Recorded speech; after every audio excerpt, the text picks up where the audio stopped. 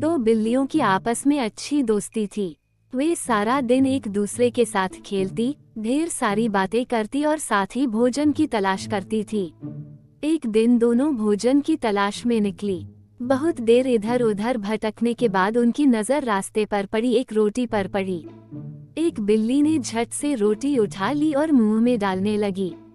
तब दूसरी बिल्ली उसे टोककर बोली, अरे तुम अकेले कैसे इस रोटी को खा रही हो?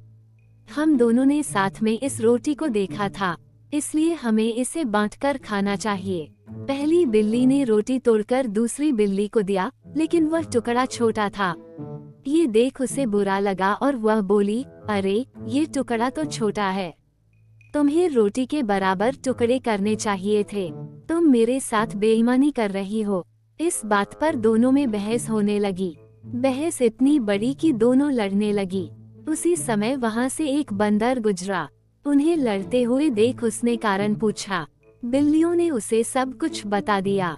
सारी बात जानकर बंदर बोला, अरे इतनी सी बात पर तुम दोनों झगड़ रही हो। मेरे पास एक तराजू है, यदि तुम दोनों चाहो तो मैं ये रोटी तुम दोनों में बराबर बराबर सकता हूँ। बिल्लियाँ तैयार हो गई। बंदर एक तराजू लेकर आ गया। उसने बिल्लियों से रोटी ली और उसे तोड़कर तराजू ने दोनों पलड़े पर रखकर तौलने लगा। भूखी बिल्लियां उसे आस भरी नजरों से देखने लगी। तराजू के पलड़े पर रखी रोटी के टुकड़े में से एक टुकड़ा बड़ा और एक टुकड़ा छोटा था, जिससे पलड़ा एक तरफ झुक गया।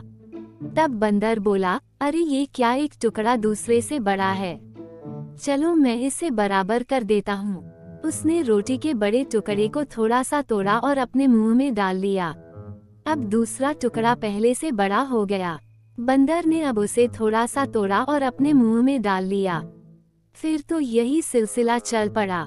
रोटी को जो टुकड़ा बड़ा होता वो बराबर करने बंदर उसे तोड़कर खा जाता। ऐसा करते करते रोटी के बहुत छोटे छोटे टुकड़े रह गए। अब बिल्लियां घबरा गई। उन्हें लगने लगा कि ऐसे में तो उनके हिस्से कुछ भी नहीं आएगा। वे बोली, बंदर भाई तुम भी क्या परेशान होते हो, लाओ अब हम इसे खुद ही आपस में बांट लेंगी। बंदर बोला, ठीक है, लेकिन अब तक जो मैंने मेहनत की है उसका मेहताना तो लगेगा ना, इसलिए रोटी के ये टुकड़े मेरे। और उसने रोटी के शेष टुकड़े अपने मुंह में डाल लिए और चलता बना। बिल्लियां उसे देखती रह गई। उन्हें अपनी गलती का एहसास हो चुका था। वे समझ गई कि उनकी आपसी फूट का लाभ उठाकर बंदर उन्हें मूर्ख बना गया। उसी समय उन्होंने निर्णय लिया कि अब कभी झगड़ा नहीं करेगी और प्रेम से रहेंगी। सीख, मिलजुल कर रहे, अन्यथा आपसी फूट का फायदा कोई तीसरा उठा ले।